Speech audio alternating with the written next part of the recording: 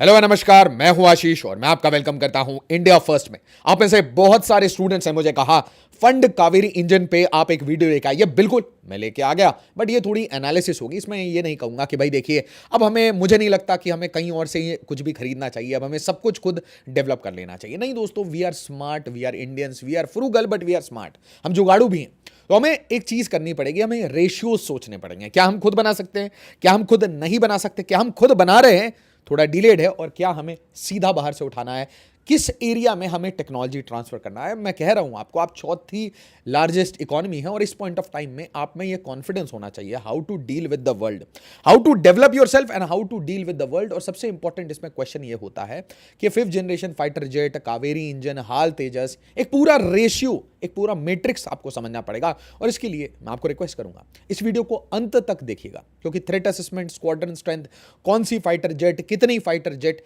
ये हमें डिसाइड करना ही पड़ेगा। कहीं ना कहीं अभी भी सिर्फ फंड कावेरी प्रोजेक्ट से नहीं चलेगा, और absolutely fund Kaveri project, but ऐसे 5 प्रोजेक्ट मैं आपको बताऊंगा विच नीड्स एब्सोल्यूट फंडिंग। एक एक करके शुरू करते हैं ना। सबसे पहले इंडियन एयरफोर्स के चीफ साहब वो कहते हैं कि देखिए 42 स्क्वाड्रन स्ट्रेंथ की जो हमने एक डेजिग्नेटेड कैपेसिटी बना रखी है कि हमें 42 चाहिए स्क्वाड्रन, वो हमें बढ़ानी पड़ेगी in the case of a two front war. मतलब चाइना और पाकिस्तान अगर मिलकर भारत के ऊपर अटैक करते हैं। बट दोस्तों कहानी थोड़ी इससे ज्यादा डीपर है। दोस्तों मैं आपसे रिक्वेस्ट करूंगा कि आप मेरा टेलीग्राम ग्रुप जरूर ज्वाइन करें और वीडियो को ज्यादा से ज्यादा लाइक और शेयर करें ताकि अवेयरनेस ज्यादा फैले ना। ध्यान से देखिए कि हिस्टोरिक लो पे हैं हम स्क्वाड्रन स्ट्रेंथ में, और आपने देखा ऑपरेशन सिंदूर में इंडियन एयरफोर्स के 7th जनरेशन फाइटर पायलट्स ने क्या हिट किया। आपके पास फाइटर जेट कोई सा भी हो, बट जो स्किल, जो कैपेसिटी, जो कैपेबिलिटी हमने दिखाई है, जो कॉन्फिडेंस हमने दिखाया है, जो हमारे इंडिजिनस वेपन सिस्टम्स ने दिखाया है, that is just out of the box. But साथ ही साथ आपको इंजीनियरिंग कैपेसिटी भी देनी पड़ेगी, आपको इक्विपमेंट्स भी देने पड़ेंगे, और आप 5th जनरेशन नहीं, आप 6th जनरेशन तक जाना पड़ेगा। साथ ही साथ देखिए, आपको इग्नोर नहीं कर सकते कि J-20 ये चेंगडू 200 हैं। अब ये चेंगडू हैं, कैसे हैं ये हमें नहीं पता, क्या इनका परफॉर्मेंस रहेगा, क्या ये आर दे सिटिंग डक्स, वो हमें नहीं पता। बट आप never under estimate your enemy, और 200 फाइटर जेट इनके पास है। साथ ही साथ आपको यह पता होना चाहिए कि जयशंकर साहब ने बहुत क्लियरली कहा है कि ड्रॉ योर ओन कंक्लूजन्स। अब दुनिया यह मानती है कि चाइना ने बिल्कुल एक्टिवली रेडार सिस्टम से, साथ ही साथ पूरी सैटेलाइट ऑब्जर्वेशन यूज करके हर तरीके से पाकिस्तान की एयरफोर्स को, पाकिस्तान की मिलिट्री को हर जगह मदद की थी इस ऑपरेशन सिंदूर के टाइम में। तो इसका मतलब चाइना पाकिस्तान वो एक ही एंटिटी की तरह चल रहे हैं। ऊपर से चाइनीज इन्वेस्टमेंट जो पाकिस्तान में है, चाइना ऑब्वियसली अपने इन्वेस्टमेंट को सेफ रखेगा, और इसीलिए वो अफगानिस्तान तक पैसे डालने के लिए तैयार है, ईरान तक $400 बिलियन डालने के लिए तैयार है, क्योंकि उसे अपना एक्सेस टू सी वो सेफ रखना है। साथ ही साथ आप देखिए चाइना डेफिनेटली आज 70% इक्विपमेंट देता है पाकिस्तान को, और ये नंबर बढ़ने वाली है क्योंकि अब 5th जनरेशन फाइटर जेट भी चाइना से आने वाले हैं। इसके साथ याद रखिए कि पाकिस्तान हमेशा हमें एक एग्जिस्टेंशियल थ्रेट समझता है। मतलब end of India is the agenda of Pakistan. Pakistan की जो आर्मी है वो हमेशा ये एजेंडा लेके, ऐसा ये एक एजेंडा लेके चलेगी कि हमें इंडिया को किसी भी तरीके से खत्म करना है, घुटने पे लाना है, ब्लीड इंडिया बाय 1000 कट्स, या फिर कन्वेंशनल वॉर, या फिर न्यूक्लियर वॉर। और हमेशा इसलिए आप देखेंगे कि उनके जो पॉलिटिशियंस हैं, जो पंजाब प्रांत के हैं, वो यूजुअली हमेशा इस बारे में बात करते रहेंगे कि हमारे पास न्यूक्लियर वेपन्स है, ये हमने सजाने के लिए नहीं रखा, ये हमने दिवाली के लिए नहीं रखा, ये पटाखे हमने ऐसे नहीं है, ये हम पटाखे फुटाने के लिए रखते हैं। तो ये सारे डायलॉग उन्होंने मार रखे हैं। रीजन सिंपल है, they always think about this day. साथ ही साथ इस थ्रेट असेसमेंट में चेंजेस आ रहे हैं। चेंजेस क्या है वो आप समझिए। एक साइड में आपको एक रोग मोहम्मद यूनुस बनता है। अब जैसे ही आप रोग बांग्लादेश की बात करते हैं, मोहम्मद यूनुस की बात करते हैं, जो कि मेरा ये पर्सनल प्रेडिक्शन है, Yunus is soon be replaced very soon. ठीक है, it can be a week, it can be 3 months, but he will be replaced, क्योंकि अब वो he will not be able to sustain the pressure post operation Sindoor. और Indian government को भी समझ आया कि भाई ऐसे हमें ना चीज़ अपने रीजन्स में नहीं चाहिए। साथ ही साथ देखिए, आप याद रखिए कि कोई भी इंसान बांग्लादेश में रहता है, अब आपको ये समझ आना चाहिए जिस तरीके की रेडिकलाइजेशन है, बांग्लादेश अब मैत्री वाले डायरेक्शन में आना बहुत मुश्किल है। साथ ही साथ वहाँ पे पाकिस्तान शांत हो जाए और ये जो स्लीपर सेल है अंदर भारत के 2 crore 10 crore whatever the names are, और मैं देख रहा हूँ कि पुशंस चल रहे हैं, मैं देख रहा हूँ, but they are not in lakhs. अगर लैक्स में होते तो यूनुस एक दिन में चले जाता, सीधा बे ऑफ बंगाल में कूद जाता, ये स्थिति हो जाती। साथ ही साथ आपको याद होना चाहिए कि म्यांमार एक कॉन्फ्लिक्ट रीजन है जहाँ चाइना, रशिया, यूएस सब खेल रहे हैं। तो आपको ये पता होना चाहिए कि आपकी थ्रेट असेसमेंट सिर्फ एक डायरेक्शन की नहीं हो सकती, अच्छा, आप भूल गए क्या? इंडियन ओशन रीजन, और इंडियन ओशन रीजन में आपको पावर प्रोजेक्शन के लिए दो टूल्स चाहिए। एक बहुत हार्डकोर इंडियन नेवी जो कि एब्सोल्युटली डिप्लॉयड है। आपको व्हाइट नेवी नहीं चाहिए, आपको ब्लू वाटर नेवी चाहिए। ब्लू वाटर नेवी मतलब the navy which projects power outside it's territory. तो मॉरिशस तक, डियागो गार्सिया तक, पूरे इंडियन ओशन रीजन पे आपको पावर प्रोजेक्शन करना है। साथ ही साथ आपको एयर सुपीरियरिटी मेंटेन करनी है। तो एक जगह प्रॉब्लम यह है कि भाई कोई चेंगडू बना रहा है, कोई भाई उसी को J-35 वो एक्सपोर्ट कर रहा है टू पाकिस्तान। साथ ही साथ आपको इंडियन ओशन रीजन में ये जो चाइनीज वेसल्स हैं इनके ऊपर नजर रखनी पड़ेगी। मतलब you need eyes on the ocean as well as on air. मतलब आपको नेवल जो एसेट्स हैं उसके ऊपर भी काम करना पड़ेगा, नेवल एयर एसेट्स। ठीक है, ये चीज क्लियर है। अब आप चारों तरफ से थ्रेट असेसमेंट देखिए तो आपको ये समझ आएगा कि पाकिस्तान के ऊपर आपको नजर रखनी पड़ेगी, इंडियन ओशन रीजन डोमिनेट करना पड़ेगा, बे ऑफ बंगाल में बताना पड़ेगा कि भाई कौन है guardian of ocean, Bangladesh is impending crisis, और साथ ही साथ आपका जो .5 फ्रंट इनसाइड इंडिया है, म्यांमार है। तो आप ये याद रखिए कि अगर बेसिक थ्रेट असेसमेंट करेंगे तो Pakistan, China, Bangladesh, Myanmar, .5 inside and one entire region to dominate तो इंडियन ओशन रीजन। इसका मतलब आपको अपनी टेरिटरी को सिर्फ संभालना नहीं है, आपको अपनी टेरिटरी के बाहर जाके चीजों को देखना है। ठीक है, अब आप देखिए भारत का जो स्ट्रैटेजिक चोक पॉइंट है, जियोग्राफिकल वीकनेस है, जिसे बार बार लोगों ने थ्रेटन करने की कोशिश की है, और यहां पे थ्रेट बांग्लादेश से नहीं है, यहां पे थ्रेट सिर्फ चाइना से है। और इसीलिए कहीं ना कहीं हमें एक ऑल्टरनेट रूट चाहिए भारत के नॉर्थ ईस्ट के लिए। और इसीलिए ये जो छोटी सी पट्टी होती है, जो छोटी सी पट्टी कट होने से सारा काम ग्रेटर त्रिपुरा वाला हो जाता है। या तो आपको यहां पे प्रधानमंत्री सड़क चौड़ीकरण योजना की जरूरत है, ताकि आप ऐसे किसी भी इन्वायरमेंट में, ऐसे किसी भी एडवर्सेरियल इशू में आप कभी भी किसी वीक पॉइंट पे ना आए। क्योंकि ये वीकनेस जैसे ही हमने खत्म की, अपने एयर पावर और नेवल पावर को डेवलप कर लिया, आर्म्ड फोर्सेस को कंटिन्यूसली पंप करते गए, तो ये याद रखिए कि आप किसी भी आसपास की रीजन की किसी भी कंट्री के सामने बिल्कुल भी झुकेंगे नहीं। अब आ जाते हैं हमारे प्रोजेक्ट पे, क्योंकि ये थ्रेट असेसमेंट जरूरी है प्रोजेक्ट पे आने के लिए ना। सरकार ने बोला है कि भाई देखिए 5th जनरेशन फाइटर जेट अब आप खुद बनाएं। अब कौन खुद बनाएगा?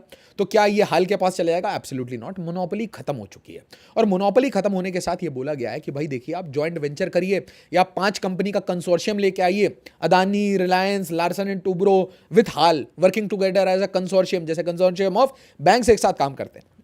किसी भी तरीके से आप इस 5th जनरेशन फाइटर जेट को डेवलप करिए। तो यहां देखिए HAL just lost its free ride, it now has to fight for India's stealth jet. ये बहुत अच्छी बात है, बट यहां पे आप ध्यान से देखिए कि ये जो प्रोटोटाइप हमने अप्रूव किया है, इसकी जो प्रोटोटाइप रोल आउट टारगेट है वो 2031 है। अब हम मान लेते हैं कि 2031 में ये रोल आउट होता है, इसका मतलब 31 तक हमने ये डिफाइन तो पक्का कर दिया कि हमारे पास एक भी 5th जनरेशन फाइटर जेट 31 तक नहीं होगा। अभी 25 है, और चाइना का ही मानना है कि भाई चाइना के पास ऑलरेडी 200 है, वो इस स्ट्रेंथ को बाय 2030 आराम से 400 से 500 तक ले जाएंगे। साथ ही साथ they are working on 6th generation fighter jet, और पाकिस्तान के पास 30 से 50 तक 5th जनरेशन फाइटर जेट वो सप्लाई कर चुके होंगे। तो हमारी एयर सुपीरियरिटी हमारे फाइटर पायलट्स में तो है, बट अगर हम उनको इंजीनियरिंग इक्विपमेंट्स ना दें तो कहीं ना कहीं हमारे अंदर वीकनेस आएगी। हम कहीं ना कहीं 2 स्टेप्स बैकवर्ड ले रहे हैं। अच्छा, अगला जो इशू है वो है फंड कावेरी इंजन। ये एक सिंपल इशू है कि भाई देखिए हमारे पास अपनी इंडिजिनस इंजन होनी चाहिए जिसके ऊपर हम खुद काम करें, और इसके लिए बेसिकली हमें क्या चाहिए? हमें फंडिंग चाहिए। अब इसमें कुछ वीकनेसेस हैं, नहीं है, मैं डिटेल्स में नहीं जाऊंगा। अब एक चीज सोचिए कि यहां पे सिर्फ एक इंजन क्यों? Why not fund 4 engine, 4 different generation के लिए आप इंजन, एटलीस्ट आप एक 4th जनरेशन, एक 5th जनरेशन, एक 6th जनरेशन के लिए आपको इंजन डेवलपमेंट के आज से नहीं शुरू करनी चाहिए? या क्या आप वेट कर रहे हैं कि रोल्स रॉयस या जी आपको इंजन देगा? तो अगर सोची सदा सुखी, सही बात है ना। तो आप किसी भी और स्कीम में पैसे खर्च करें पॉलिटिकल रीजंस पे, बट आपको ये चीजें स्ट्रैटेजिकली सोचनी पड़ेंगी कि आपके 10 साल के, 20 साल के, 30 साल के टारगेट्स क्या हैं। भारत के 10, 20, 30 साल के टारगेट्स एग्जैक्टली क्या है?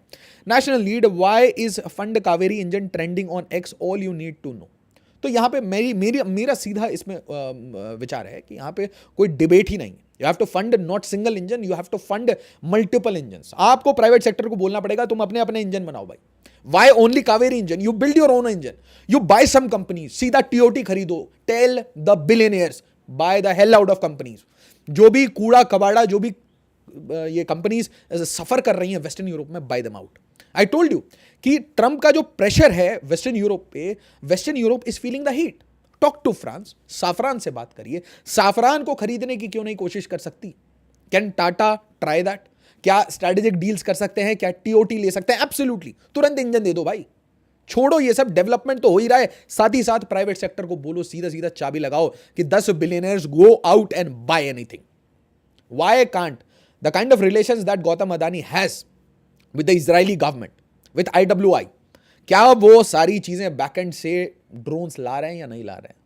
सो ask your companies also to buy the hell out of things, buy engineers, buy scientist, and must सीधा बाइंग करो।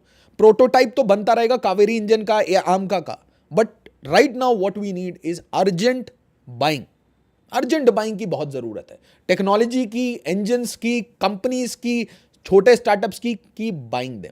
क्योंकि अब मैं आपको एक थोड़ा और बड़ा पिक्चर देता हूं, ध्यान से समझिए कि तुर्की को आप भूलिए मत। तुर्की चाइना और पाकिस्तान के साथ भारत के अगेंस्ट ही खड़ा रहेगा। Do not under estimate any country, ठीक है? तो मैंने आपको पूरा स्फीयर बताया। इसके अलावा आप याद रखिए, कभी भी आपके ऊपर वॉर होता है and that is one of the pragmatic reasons we stop the war, क्योंकि अगर 4-5 दिन 10 दिन के आगे कहानी जाती है तो सारे ग्लोबल पावर्स आके खेल जाते हैं। अब आ जाती है, ध्यान से देखिए, India set to seek bids for 114 fighter jets. अब आप सोचिए जरा कि एक साइड में यूएस अपनी 6th जनरेशन फाइटर जेट बना रहा है, एक साइड में we are going for 5th generation fighter jet. अब ध्यान से देखिए ये तेजस के साथ क्या प्रॉब्लम चल रही है, व्हाट इज हैपनिंग विद तेजस। तेजस के बारे में सबसे बड़ी प्रॉब्लम क्या है, उसका इंजन।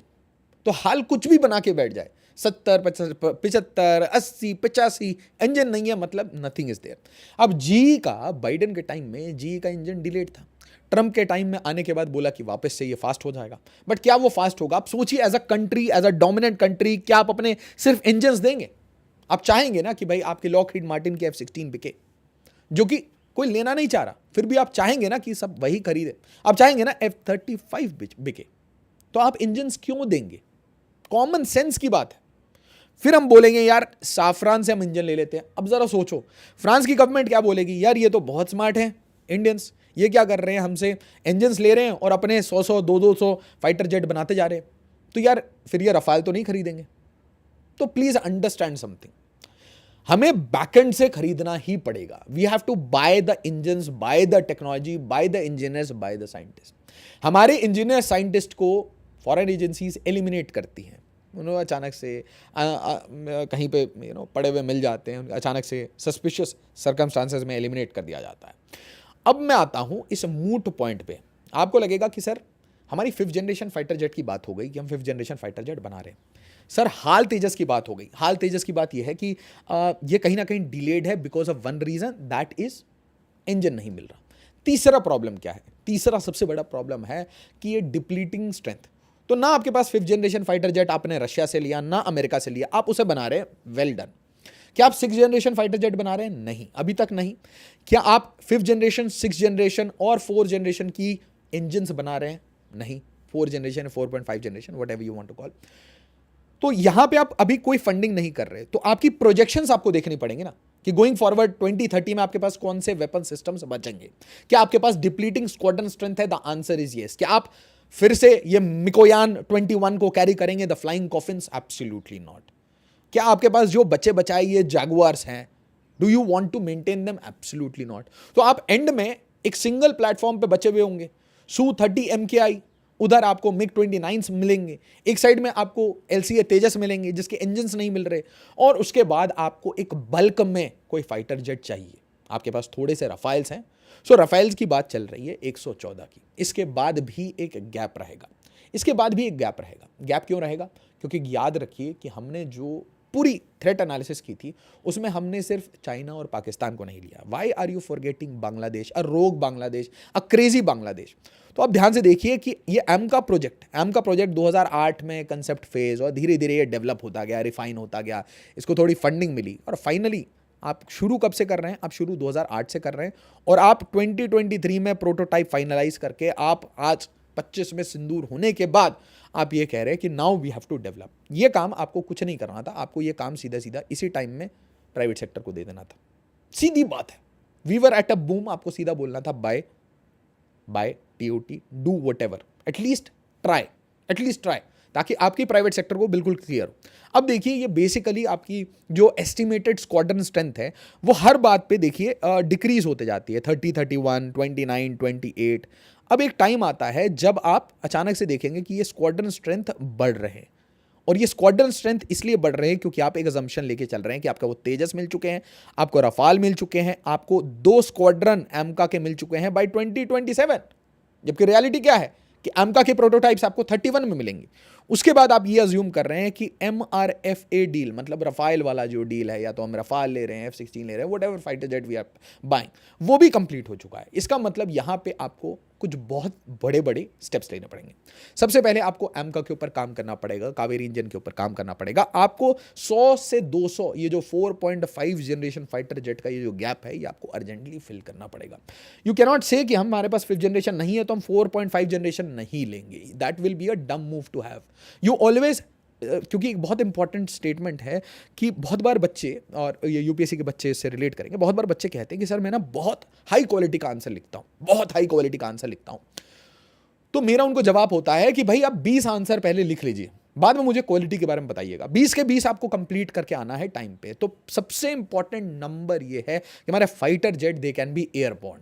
नंबर्स की जरूरत होती है, quantity is as important as quality. हाँ, आपको on the top of as a cherry on the cake आपको चाहिए 5th generation, 6th generation, obvious. तो इसीलिए आपको ये 4.5 जनरेशन का गैप फुलफिल करना पड़ेगा। आप ये यहाँ पे है ना, क्योंकि मैंने बड़े सारे ऐसे वीडियोस देखे, लोग दे आर गिविंग स्टेटमेंट्स, हमें कोई जरूरत नहीं है, ऐसा नहीं होता। Then you need drones. किस टाइप के ड्रोन्स की बात कर रहा हूँ मैं? प्रेडेटर टाइप के ड्रोन्स। ऐसे ड्रोन्स जैसे कि ये आपका कैट्स वॉरियर टाइप का drones which can in 1:3 ratio, 1:4 ratio accompany each fighter jet। कि एक हमारा फाइटर पायलट जा रहा है या 2 फाइटर पायलट एक सिंगल हमारे फाइटर जेट में जा रहे हैं, और उसके साथ 4 ड्रोन्स जा रहे हैं, acting as a team, working together as a team. उसमें कुछ कामाकाजी मोड में है, कुछ सर्वेलेंस कर रहे हैं, some are carrying missiles. So this is how you need to evolve over the period of time. ये जरूरत है, this is where we are going towards, क्योंकि आपको एक मिक्स करना पड़ेगा of manned and unmanned. But आप ये नहीं कह सकते कि हमने ड्रोन्स बना लिया तो हम फाइटर जेट नहीं लेंगे या नहीं बनाएंगे। Please understand, these are exclusive things. तो आपको एमका को फंड करना पड़ेगा, कावेरी इंजन को फंड करना पड़ेगा। कावेरी इंजन आप क्यों फंड करेंगे? क्योंकि 4.5 जनरेशन फाइटर जेट के लिए। एमका क्यों आप फंड करेंगे? ताकि you get to 5th generation fighter jet, but then you have to also fund 6th generation fighter jet from today।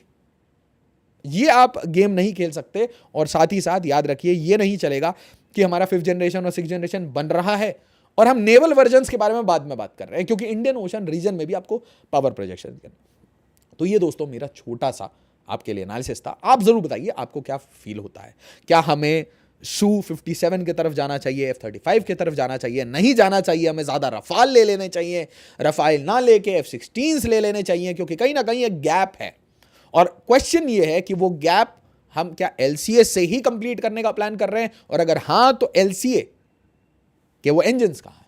Second question ये है कि भाई अगर ये गैप हम किसी और फाइटर जेट से पूरा करना चाह रहे हैं तो वो 4.5 जनरेशन का फाइटर जेट कौन होने वाला है? क्या वो रफाल ही होने वाला है?